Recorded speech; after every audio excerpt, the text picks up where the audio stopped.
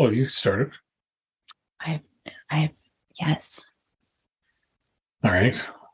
Hello. Usually when I go over to the computer and click. But you clicked twice, so I wasn't sure if you hit pause or something or what was going on.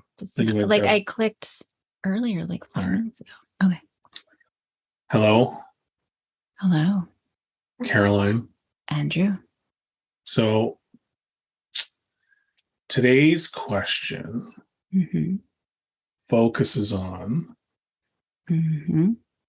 getting your kids to learn new skills when they don't want to. So recently,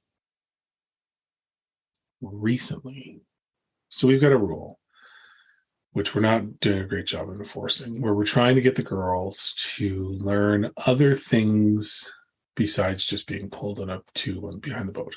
They love it. It's great. But we told them we want them to learn how to water ski or wakeboard or kneeboard. And we have all the requisite equipment for each of those activities.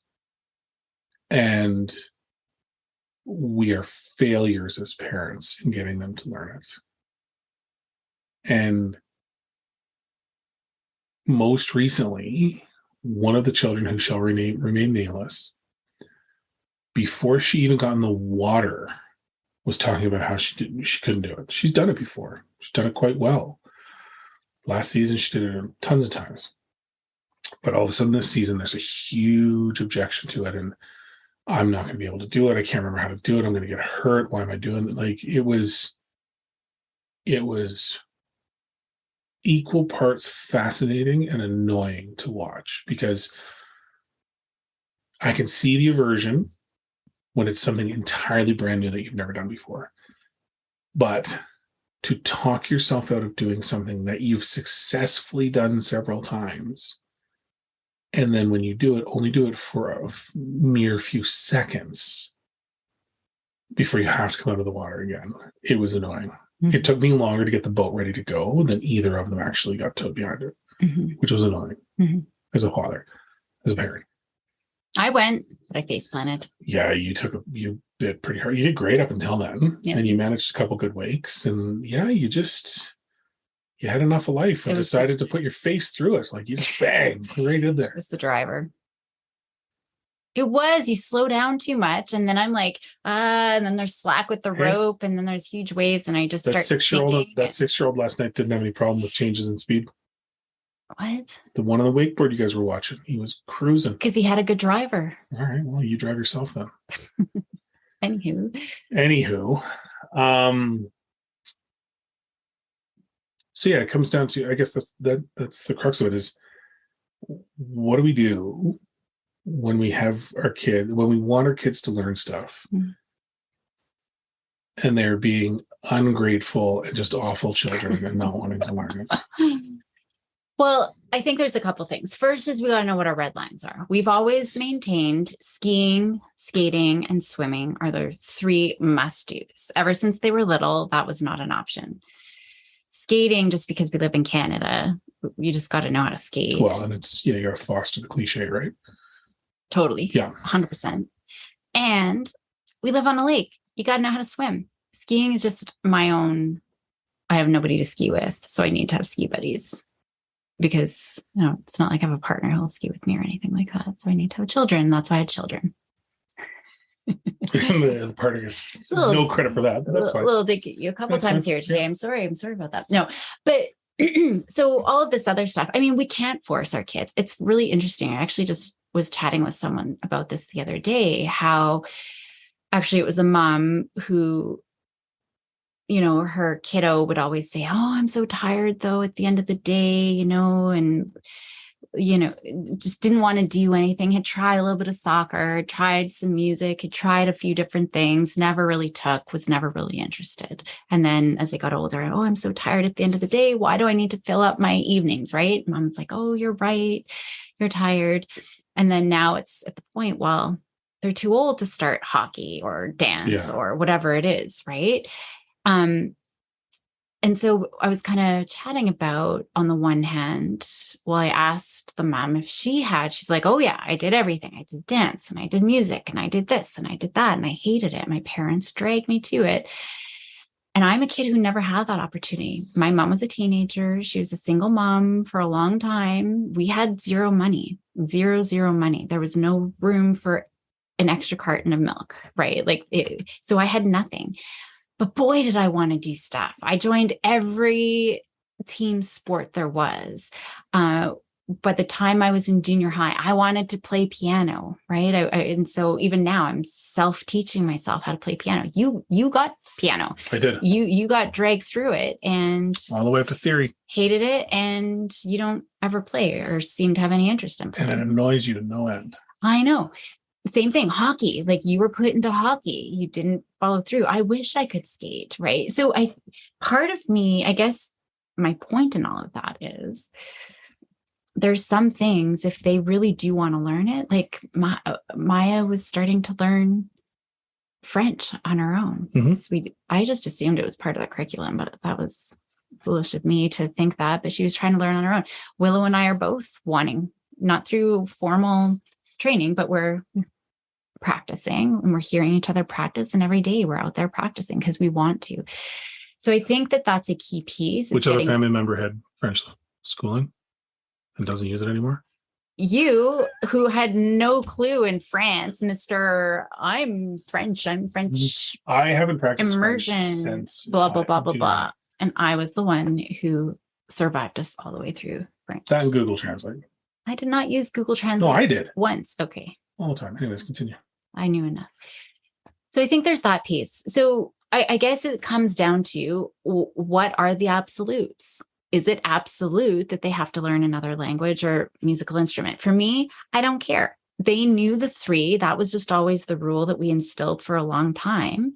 I don't care how you learn those skills, but you're going to learn those skills. And so that was just a rule-bound behavior where no ifs, ands, or buts kind of thing. Yeah. With the team sports, I kind of always said, when you get to U14, then I know you've got all the skills that you need to be able to skate. So at that point you can, and we always said, if you start a year for a team sport, you got to follow through with the team. You can't quit halfway through, right? Yeah, but I've modified that a little bit.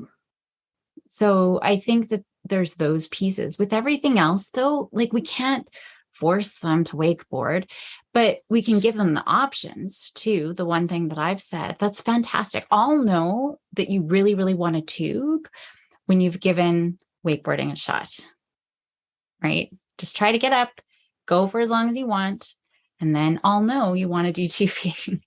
So I don't care. I can't force you to do wakeboarding, but it's kind of a responsibility and privilege. It's that whole piece, right? So if it's that important, and for me, I don't want to be tubing them around the lake all the time. It's boring. Mm-hmm. You can tell that they're getting bored. I think there's a little bit more to it though. I think even tubing, she was more scared this year. I don't know if it's because she broke her rib earlier this year that she's more scared of pain, but I think that there's a piece of that too. So should I introduce the I'll give you something to cry about approach though? Yeah, that's what you should do. No. Man, you really no. Let's do that. No. Good cop, bad cop. But the whole, I think that there's incentive there. And it's her thinking about her. It's not me being mean. If you, it's how we send it up. If I say, if you do wakeboarding, then you can go. You better do your wakeboarding if you're going to go tubing. Like, I'm not setting it up like that. It's just, I'll know you really want to go tubing after you've had a turn wakeboarding first. So it's up to you. It's no skin off my back. I don't care if you go tubing or not. It saves me from pulling you around, but it's up to you. I'll know. So it just gives that a little bit of incentive for those things that are important. Yeah. I think that's the way to do it especially because we all, our girls have ADHD, especially. Do they? What? They especially need that extra external reinforcement. So I don't know. What do you think? No, I think that's all good. I guess to me, and I don't want them to learn these things because of a sense of that I wish I had the opportunities myself when I was a kid. You know what I mean? Like, that's not the point. But I guess when I look at it, it just seems like such a wasted opportunity that had I learned those things when I was younger, I'd be more apt to try them now, right? But I'm not, right? but they have that opportunity. We've created that opportunity for them, right? And yeah, it's I'm fine putting around the lake every once in a while, but it's kind of boring, right? After a while. So yeah, I guess it goes beyond that too, right? Like there's other skills that I want them to pick up that, like cleaning up after themselves. They don't seem to really be taking to that too well. Actually, that's not true. I helped clean the house this week. But it's just, yeah, I guess to me, it's when you don't have the ability to draw that red line before the situation presents itself, how far should you go with it? Like how much, because it'd be very easy then to be like, well, all right, no skin off my nose. And then we never push them. And to me, it's not about forcing them though. It's about teaching them inadvertently or directly how to move out of their comfort zone from time to time, or the importance of having to move out of their comfort zone from time to time. Because both of them got a pretty well carved out circle of what they like to do and what they don't like to do. And they are not super jazzed about expanding that a lot of times. Mm-hmm. But they will, right? Like with violin, Maya she's not super stoked about the practice regiment, but she brought her violin out here so she could practice. And last night taught herself a song, mm-hmm. Right? So they're willing to take things on in ways that they control kind of how they interact with it. How do we introduce those, or how do we help them with that and get them to stick with it long enough to create that opportunity to be interested and engaged, mm-hmm. without just being, all right, fine, if you don't want to, whatever, there's nothing to do to force you. Well, and so there's a couple of things. I mean, again, knowing your red lines with us, you just had to keep on going with skating because that wasn't an option until you get to this level, right? And so there is no backing down. It's kind of like that futility sort of sets in with the things that are really important. We can't expect them to follow through with everything we want them to do. There's got to be a good reason why, right? When they're younger, see, I think sometimes we start kids too young and we burn them out by the time they're 6. That's not a good thing, right? Yeah. If they're too young, but we got to know, usually in those early years, kids aren't feeling very confident about themselves, right? Or, they've just kind of have a very similar to an ADHD brain. They just, get bored with something and they want to try something new. So there is a line where especially with those important things, we do kind of have to put our foot down, because with both girls, they were hating ringette. But then the year it clicked for them, that's it. They love it because they've got the skills. They feel confident. So it's getting that to that bar where they're feeling like, okay, I've got the skills to be there. But I'm always differentiating between with the girls. Is it because you really don't want to and have no interest ever in doing this again? Or is it because you're scared, and this anxiety is getting in the way, this mischief maker, right? And so I'm always having that conversation, because if it's, you really don't care, you don't want to, that's fine. Let's find something else, right? But if it's because of the fear, and especially at the beginning of the season, it really, even when I jumped in the first time, like, am I going to get up and everybody's watching and it's going to be really cold? And, there is always those pieces. So I think that that's an important piece of, are we letting this little mischief maker anxiety getting in the way? And so for me, a lot of the time I'm saying, just try it. And that's my biggest rule. I don't care if you become the world's best wakeboarder, but I want you to try it. You can't say you can't. You can't say you don't like it until you've actually tried it. And until you've you've gotten up 3 times. Maybe that's the benchmark, right? Because if you just fall and fall, you'll never. So maybe it's laying, okay, how will we know for sure? What benchmark will we know for sure? Okay, I tried it and I really, really don't like it. I think that's maybe important to think about. Yeah, and I think that would make more sense, because that's the thing. Like with Willow, sorry, the kid that's unnamed that we had an issue. Sorry. We'll edit that out in post. It's fine. Both went through it. Yeah. With it though, how do we set it because the concern I have, and because we tried this, is just do it this once and let's go whatever. Then in the moment, no, I really don't like, I hurt myself, and then they refuse, right? And we all know that they didn't hurt themselves. We all know that it's really just trying to get out of the situation. So how forceful should we be in that, right? Because part of me, I go between the all right, fine, whatever, to the no, like get out there and actually try it, because you didn't actually try it. Standing up for 5 feet and then falling isn't actually doing the act, right? And it's not that they just fell, they just chose to be done. Yeah, both of them. Both of them, yeah. Yeah.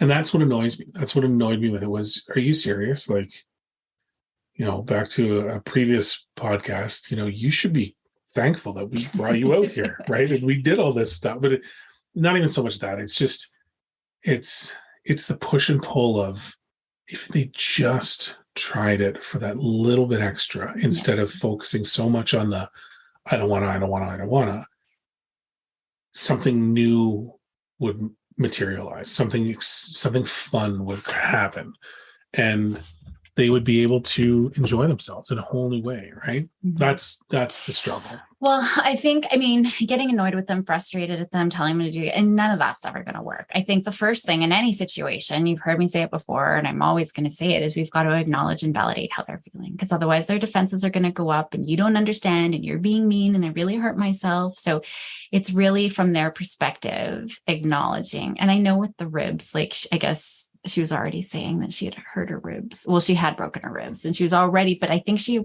legit was worried that she was going to re-hurt her ribs. 100%. But there is zero possibility of that having happened at the speed with which she decided not to participate. No, I know, I get that. But still being able to acknowledge it, right? Because our kids need to feel that we love them unconditionally, that we hear them, we understand them, all of those things. Unconditional. So I think that that's a really important piece, that we're still, even if in our head we're eye rolling, like, oh my gosh, just suck it up, kid. Like, it's nothing. Oh man, you hurt yourself. Like, I think it's really about being there. So the supportive on the one hand, Kate, let me know when you're ready to get up and go again. We're going to go around the lake and you let me know when you're ready. But so sometimes if we already know coming into the situation, and I think this is a great example where we know coming in could be a potential fight already, we're laying out those expectations to begin with. We know this is kind of the benchmark for us to really know. Well, even with food, they say kids need to be exposed to food 20 to 30 times before they actually will accept it and like it and bring it into their repertoire. So maybe that's a benchmark. When you've had 20 bites of this food, then you can definitively say yes or no, I don't want it on my plate anymore, right? So maybe it's the same sort of thing. Let's collaborate. What do you think it actually takes? And maybe look at stories of wakeboarders. How long did it take them to get up? Looking at friends, neighbors, even myself, like how much before you realized you really liked it or not. And then maybe making a plan from there. Okay, we'll know when you've been able to get up 5 times and ride for 20 feet for you to make an informed decision. And I think that's the key. It's making an informed decision, not one out of anxiety or emotion, right? And so coming into those, I think that's it. Okay, so we're not letting you out completely. We haven't hit this benchmark yet, but I'm here to support you. That sucks that you hurt yourself, kiddo. You let me know when you're ready for the next round. And maybe that's in 5 minutes, maybe that's next week, but whatever that looks like. So that's kind of how I think. There's going to be times we can't always prepare for everything ahead of time, but maybe then it's a retrospective conversation, like, oh man, kiddo, today I noticed like you got up right away and then decided you were done right away. So let's make a plan for this, right? So sometimes those conversations can happen retrospectively, but I do think having them and collaborating, Nobody likes being told what to do. Even if and we see it with kids, they love eating ice cream. But as soon as we say, you better eat all of that ice cream, I don't want my ice cream, right? Or whatever it is. Yeah. Like, I'm just using that as an example, but there's always going to be that pushback. So, yeah. All right. There we go. Problem solved. What do you think of it? Do you think it's a good idea? Or? Yeah, I like the collaborative approach. I think for me, that'd probably go a longer way because I usually get so focused on getting everything prepped and getting, like, using the boat as an example, and getting everything ready to get out, that I don't pay much attention to the what are we going out for conversation and what are we going to try and do here. And I think that would be the important part. Right. So, yeah, something definitely to try and take away a little bit. Yeah. All righty. Cool. Awesome. Thank you. Thank you. Gotta have a word with one of our kids. I know. I don't understand what part of don't use this wall because it's so noisy. That's okay. All good. Maybe it's their cue to say we should be done. We should be done. All right. Good day. Good day.